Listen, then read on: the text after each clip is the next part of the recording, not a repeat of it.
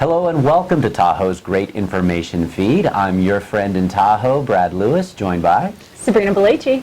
And we're so happy to have you here with us today. We want to say we're so grateful for all of the positive feedback and outreach we've received from our viewers, and genuinely appreciate your feedback and your comments and support to keep this program running.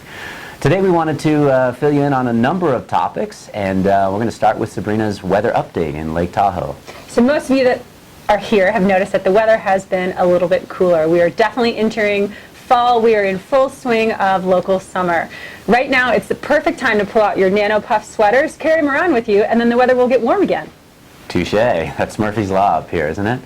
Another topic we wanted to cover today, of course, is the state of the lake. So our beautiful lake here in Tahoe has been the topic of a number of broader newscasts, and especially here to us locals, we were quite interested to hear what is the current status of this potential blue-green algae, or the cyanotoxin as it's referred to in some labs across certain parts of the country. And so we did a little research on that. It turns out the Lahontan Water Quality Control Board, based out of California, has done a very thorough research of this kind for many years running back. And as of late, in this past August, there was a report that there potentially is some contamination of this blue-green algae down on the southern part of our beautiful shores of Lake Tahoe. So as of this week, the report from the Lahontan Water Quality Control Board is that there are no identifiable risks of such algae here in Lake Tahoe. So certainly good news. Very good. They did some thorough testing. Apparently these algae blooms can occur when there's prolonged periods of hot temperatures, and certainly this summer we had our fair share of warm weather. I think we mentioned that on our last episode, how much we appreciated that.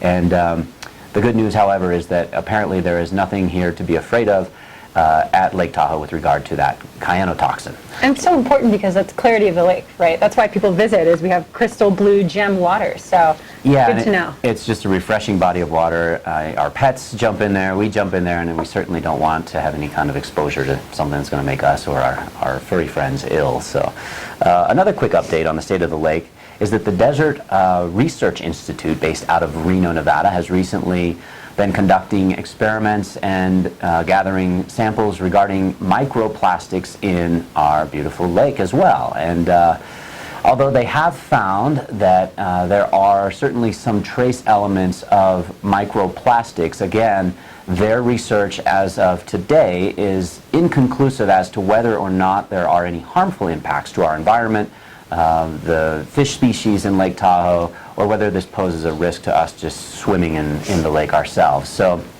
with that said, the studies will continue, and will continue to keep you up to date on their findings. You're more than welcome to visit the Desert Research Institute website. I believe it's dri.edu anytime, just to stay on top of that yourselves, or you can always tune back into TGI feed and we'll keep you posted on the status there. Another quick update on something that occurred here this week in Lake Tahoe toward the southern part of the lake.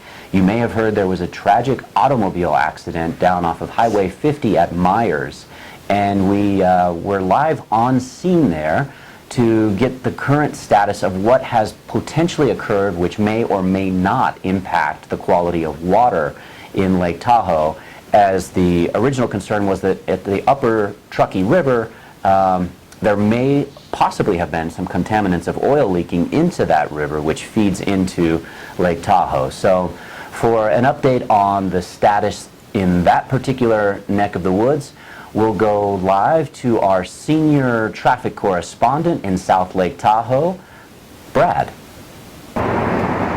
Thank you, Brad. And as you can see, I'm here now at Highway 50, and just behind me the sign for Sawmill Road.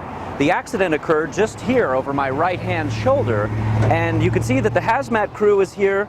They did very, very thorough cleanup work, and frankly, traffic is flowing, as you can see behind me now, very smoothly without any impedance. Another thing I wanted to take note of, as our producers and I came out on scene for this segment, they've done a very, very good job to meticulously ensure that none of the contaminated cleanup materials, nor the water or the oil that was originally carried in the tanker itself leaked into the surrounding sewage area or the upper Truckee, which of course would have potentially caused any harm to our beautiful Lake Tahoe.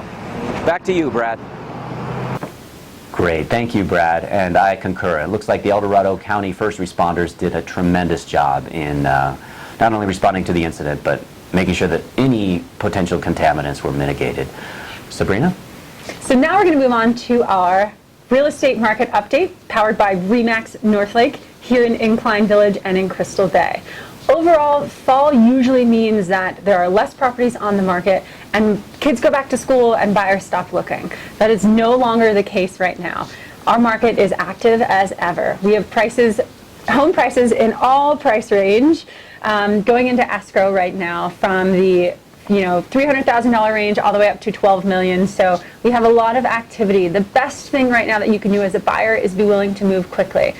Because our winter season is looming, sellers are more willing to negotiate off of their asking price. That doesn't mean they're going to do a price reduction, but it does mean that they're more willing to negotiate with a buyer in order to get their property sold prior to the year's end as well as prior to our winter season. So if you are waiting on the sidelines at all, please make sure to reach out and we will make sure that you are updated as soon as a property comes on the market, or we will make sure that you're prepared to write an offer.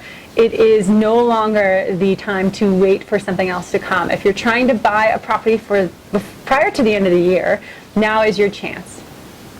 That's great. And to that point, I've actually had a number of folks contact my office and ask me, hey, what is your gut instinct? We've been watching these homes. We feel like, maybe the market is potentially softening a bit.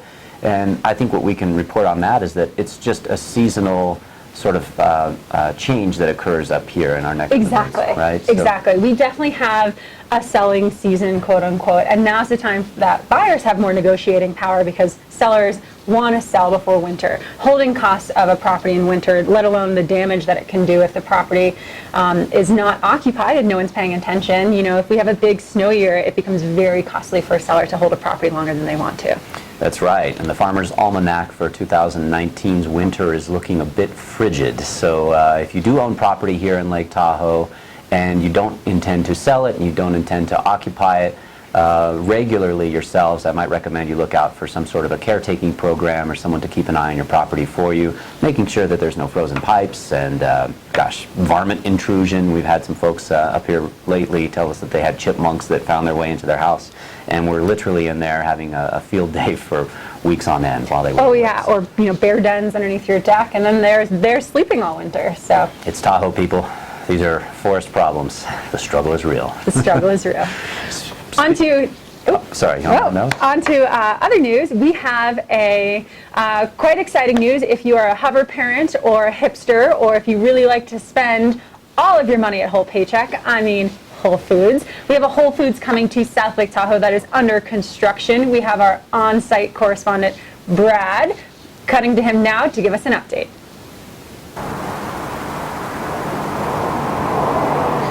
Well, that's right, Sabrina, and I am here once again in South Lake Tahoe, just off of Lake Tahoe Boulevard South, or Highway 50, one and the same to the locals here, just between Herbert and Ski Run. And as you mentioned, I'm standing right in front of this soon-to-be opened and thriving Whole Foods market here in South Lake Tahoe. Local residents that we've chatted with here are quite excited to have this particular chain open up, ironically, just blocks away from a competitive Safeway grocery store, literally within 2 blocks from where I'm standing now. Corporate website for Whole Foods Inc., citing this particular location, still has on target to open their doors by November of this year, 2019. Also on that same web page, you'll find that they are touting a competitive wage, very competitive health benefits package, as well as that infamous 20% off employee discount for merchandise inside. So as they're wrapping up the exterior for this particular location, I'm sure very soon they'll be completing the merchandising racks and shelving, installing those cash registers, and moving on to open the doors very soon. That's all for now from South Lake Tahoe. Back to you in Incline. Thank you so much for the update, Brad. I personally am very excited to have a Whole Foods. As of right now, I'm driving to Reno almost every other week to get the treats that only Whole Foods carries, so we're super excited. Touche, I'll second that. With regard to the traffic patterns in that area, however, our correspondent did happen to phone in, and his producers were caught in a bit of a traffic bind down there on South Lake Tahoe as repaving is occurring as we speak right on Highway 50, or otherwise known as South Lake Tahoe Boulevard. So if you plan to travel through the south part of the lake, or if you live down there now, just be aware that there could be as much as a 30-minute delay traveling from the interchange of Highway 50, heading around the lake and into sort of the Heavenly Ski Resort area, essentially passing right in front of that Whole Foods that our correspondent was reporting from there. So in that whole vicinity, things kind of slow down, especially during the 5 p.m. hour and the 8 a.m. hours. Well, and you'll notice, we can't really dig or do anything here at the lake past mid-October, so you'll notice there's a lot of hurried construction happening right now. It's true. So it makes sense. In real estate as well as road work. Absolutely. Yes. What else is going on around the lake with regard to openings, Sabrina? There's something else that's exciting, I believe, closer to our neck of the woods. Yes, here. so in Incline we have a grand reopening of Tunnel Creek Cafe. Many of you have noticed that right as you're entering Incline off Highway 28 and the intersection of Lakeshore Boulevard, Tunnel Creek Cafe was closed all summer, which is very disappointing because it is the best place to get breakfast, go on a hike or a trail run, and come back and have a great smoothie or lunch and beer. So there's also bike rentals and shuttles out of there. Unfortunately, all summer they were closed until just recently. Fortress Construction did a beautiful grand reopening and a beautiful remodel there. It is insane. There's a nice, beautiful deck that you can sit out in the sun and have breakfast and lunch, and there's even a dog-friendly patio. The best Swedish pancakes I've ever had in my life. The protein bowl is amazing. It's a good, healthy, quick option for breakfast or lunch in town, and the construction quality is absolutely fabulous, keeping in line with the historic aspect of Tunnel Creek and the Bonanza Ranch right across from it. So congratulations to Tunnel Creek. We are so excited for you guys and for your new adventure, and we are very pleased and happy that you are back open. Yes, and I'll second that as well. I had the opportunity to get in there myself when they did the reopening and grabbed an amazing latte, and the pet-friendly portion was great as we were about to embark on a hike with our dog, and found that section out back there. And water bowls for your pets, and as Sabrina mentioned, really, really good quality finished product with respect to the construction that they've done to rebuild the place. So kudos to you, and well done, and congratulations on your grand reopening. Also, we wanted to update you on some current events that are upcoming here around the lake, something that Sabrina and I both are quite excited about. And one of the events we try not to miss every single time it occurs. This year, we've got a really special event on a special day over at Squaw Valley. You want to tell us about that? Yes, so bring out your lederhosen and your steins because it is Oktoberfest season here at Lake Tahoe.